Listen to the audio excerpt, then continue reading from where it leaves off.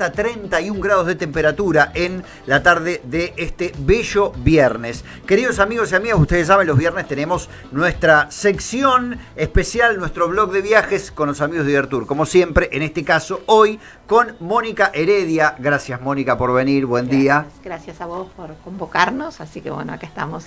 Bueno, hoy un destino, parecerá que siempre que viene Mónica hablamos de destinos, se quiere un poco exóticos, pero bueno, lo que pasa es que es bueno tener a alguien que haya estado en el lugar, porque si no, cualquiera hace un canal de YouTube y dice lo que dice respecto a los lugares. Pero Mónica, hoy vamos a recorrer el Cairo, que es un lugar del mundo del que alguna vez podemos recordar, aquellos que nos gustó la historia, que hablamos de una de las primeras civilizaciones de la humanidad, y que es un lugar que seguramente tiene un montón de sorpresas y de cosas llamativas. Pero quería preguntarte, así como para entrar en tema, ¿qué es lo primero que te sorprendió la primera vez que fuiste? Porque uno va con todo un imaginario, expectativa, bla, bla, bla, y después se encuentra con la realidad, ¿no? Contame de eso. Bueno, lo primero que nos sorprende todo, realmente. Egipto es sorprendente en todos los lugares que vayas y todo lo que visites. Pero bueno, llegar al Cairo, lo primero que me sorprendió, que nosotros llegamos en la época de Ramadán, así que desde el avión veíamos un montón... no demos cosas por entendidas. El Ramadán, una celebración musulmana, ¿no? Es un mes de ayuno que hacen los musulmanes, que va rotando, no es siempre el mismo mes del año, sino que va rotando porque es dependiendo de, diríamos, de un calendario musulmán. Perfecto. Entonces va rotando. Entonces cuando nosotros llegamos nos encontramos que desde arriba del avión, mientras que íbamos aterrizando, veíamos todas luces verdes. Yo digo, semáforos no pueden ser porque no están los semáforos mirando hacia arriba. Y bueno, increíblemente eran la cantidad de medinas y mezquitas que tiene el Cairo, donde ellos van a rezar. Y bueno, y eso me sorprendió, lo primero diríamos, ¿no? El hecho, la curiosidad de ver todo, la cantidad de luces verdes. Y bueno, y ahí... bajamos, nos estaban esperando, llegamos de noche, por supuesto, nos estaban esperando, y me sorprendió otra cosa muy musulmana, así como media machista, ¿no? Nos estaban esperando con un ramo de rosas, de flores, y en las flores, en vez de dármelas a mí, se las dieron a Mauricio. Entonces, bueno, dije, acá hay algo diferente. Bueno, habíamos hablado la otra vez cuando, en nuestro destino anterior, sobre esta cuestión, ¿no? El choque primero cultural cuando uno ingresa a una sociedad con otra cultura y religión tan diferente como es los musulmanes, ¿no? Que tal cual. Ahí hay un choque inevitable, ¿no? Tal cual. Entonces, bueno, eso fue lo primero que me sorprendió. Bueno, muy simpático, por supuesto, guías de español todo el tiempo. Allá hablan mucho español en todo Egipto porque tienen mucho turismo de España. Es muy fácil llegar desde España. Generalmente los vuelos van o a Madrid, y no tenemos vuelo directo, que es lo que me preguntabas hoy. No hay un vuelo directo al Cairo, pero sí por medio de las otras aerolíneas, ¿no? Entonces, bueno, van a Madrid y de Madrid llegamos al Cairo. Entonces, es mucho el caudal de españoles que van, entonces saben mucho hablar en español. Entonces, no tenemos fundamental, no tenemos un tema ahí con el idioma. Es muy fácil manejarnos. Bueno, nos llevaron al hotel, todo lo demás, y bueno, y ahí empezó una gran aventura, primero por el Cairo, una ciudad llena de gente, que podés encontrar gente mezclada con vacas en el medio de la ciudad, con camellos. Ciudad cosmopolita, digamos, como una de las grandes ciudades del mundo, tiene 10 millones de habitantes, la chequeamos el dato recién, estamos hablando de una ciudad enorme, más grande que la ciudad de Buenos Aires, por supuesto sin el urbano, pero más grande que la ciudad de Buenos Aires. Es una ciudad moderna, es una ciudad que tiene estas cosas, estos contrastes. Bueno, es una ciudad que se ha modernizado mucho últimamente. Bien. Al principio era como todo medio mezclado, y ahora hay una parte muy moderna de la ciudad que se ha hecho un polo como si fuera un Puerto Madero nuestro, alrededor del Nilo, donde se ha invertido en muchísimos hoteles de gran categoría y como que se ha occidentalizado esa parte. Y después tenemos toda la otra ciudad, que es una ciudad que parece color arena, toda color arena, claro, porque se construye con la misma piedra, diríamos, que sacan del mismo lugar. Entonces ves una ciudad que es toda color arena. Bueno, hay imágenes, no son de, creo... No, eso no es el Cairo, pero sí es alrededor del Nilo. Claro, pero pinta un poco el paisaje, tal ¿no? Cual, tal cual. Sí, es tal cual lo estudiamos, o sea, navegar por el Nilo es tal cual lo estudiamos en la secundaria, que vos vas navegando, tenés 50 metros de verde, claro, aproximadamente, un poquito más, un poquito menos en las orillas, y después... desierto, todo arena, claro, todo desierto. Claro. O sea, es tal cual, lo vimos en la escuela, es así.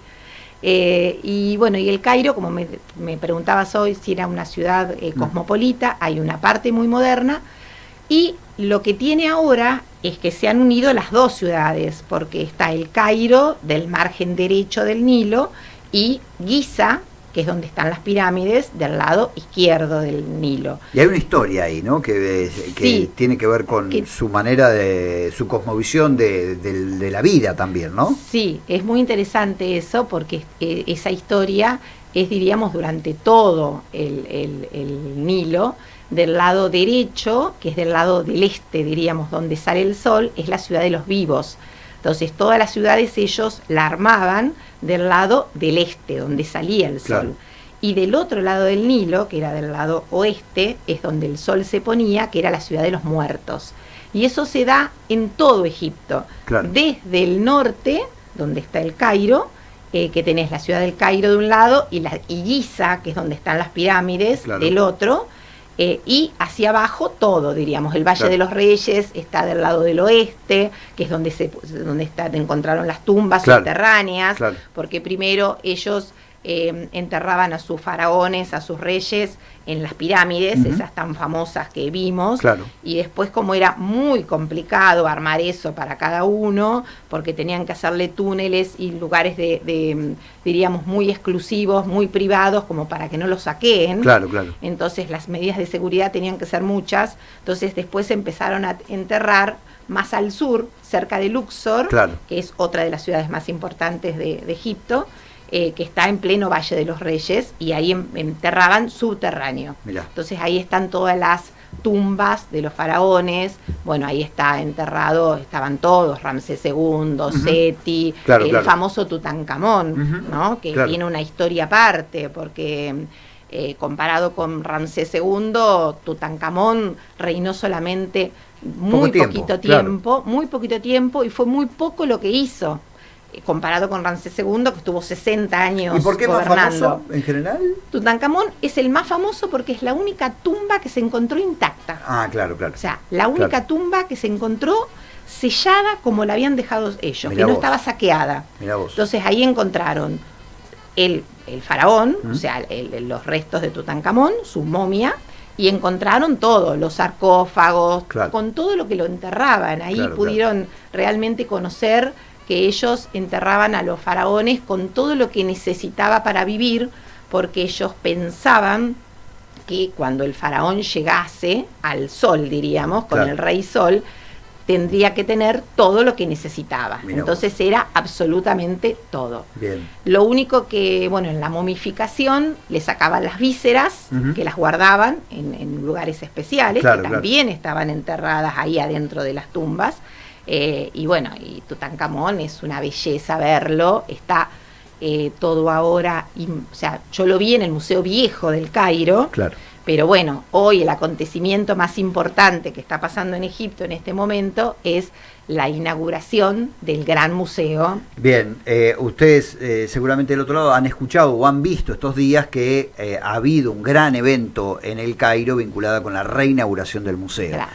que es un museo hecho a nuevo, porque no está donde estaba el anterior Museo del Cairo, ¿no? Sino que se ha hecho cerca de donde está el patrimonio más importante, al menos el conocido mundialmente, que son las pirámides, ¿no? Ahí, sí. Contanos un poquito cómo es eso, esa parte que es seguramente la que todos tenemos alguna imagen que hemos visto alguna vez, pero que debe ser, en el lugar debe ser también un impacto importante. Sí, bueno, el Museo Viejo estaba en la ciudad del Cairo. Claro. Era un edificio antiguo, como la mayoría de los museos, pero este está hecho exclusivamente para... El museo es el museo más grande del mundo, está en Giza, frente a las pirámides, donde están las pirámides, donde está la Esfinge, en fin, los lugares más importantes, diríamos, que están en Giza, no en el Cairo, que están en Giza. Es el museo más grande del mundo, y lo curioso es que es el museo más grande del mundo que está hecho para una sola civilización, porque todo lo que tiene el Museo del Cairo hoy exponiendo es todo de la civilización egipcia. La mayoría de los museos del mundo, todos los museos del mundo, tienen mezcla. Vos vas al Museo Británico, es enorme, pero tienen la parte de Egipto, la parte de Grecia, o sea, tiene de todo. Vas al Museo de Nueva York, lo mismo. Vas al museo, al nuevo museo de Berlín, también. Pero bueno, este es solamente hecho para la civilización egipcia. O sea, es el único en el mundo que está hecho solamente para una civilización. Tantos años, ¿no? Recordemos que estamos hablando de una civilización de las más antiguas de las que se tenga registro en el mundo, ¿no? Es la cuna de la civilización. Por eso yo creo que al que nos gusta un poquito la historia, a mí me apasiona, pero bueno, al que les gusta un poquito es importantísimo, y nada, es una belleza visitar Egipto y todo lo que uno puede ver y puede traer como legado, ¿no? Cultural dentro de Egipto. Bueno, hoy están exponiendo todo lo que tienen, que en el Museo Viejo no se podía, porque la verdad que no entraba, o sea, ponían algunas cosas, pero otras no. Habían hecho en el Museo Antiguo algo para las momias que encontraron, que la veías ahí, veías la momia de Tutankamón, la momia de Ramsés II, en fin, faraones súper importantes y estaban ahí. Ahora cada uno de ellos tiene una sala especial donde está todo, absolutamente todo. El museo es muy grande y se tardó 20 años en construirse, más o menos lo mismo que se tardaron en hacer las pirámides. Mirá. 20 años. Porque bueno... pero está en un lugar que realza también las pirámides, ¿no? Hay una búsqueda ahí también por realzar todo eso, todo ese patrimonio cultural que tiene Egipto. Sí, lo que pasa que hoy la entrada más grande de dinero en Egipto es turística. Entonces han invertido, y no han invertido solamente los egipcios. Hoy te comentaba que estaba hecho la mayoría con capitales extranjeros. Sí, las cadenas de hoteles seguramente. Principalmente gobiernos. Por ejemplo, el gobierno de Japón es el que más plata mandó, más recursos como para construir el museo.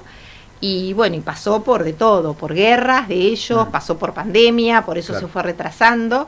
Pero bueno, hoy, y muero de ganas de ir a visitarlo, hoy tenemos el museo ya inaugurado con todo su esplendor, porque ya desde el año pasado estaba abierto una parte.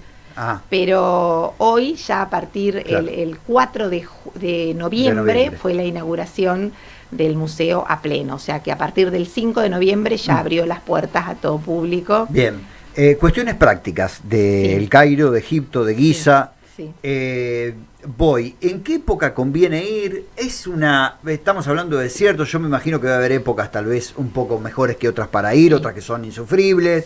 Contanos un poquito cómo es eso. Lo interesante de esto es que es la época al revés generalmente que vamos a Europa. Bien.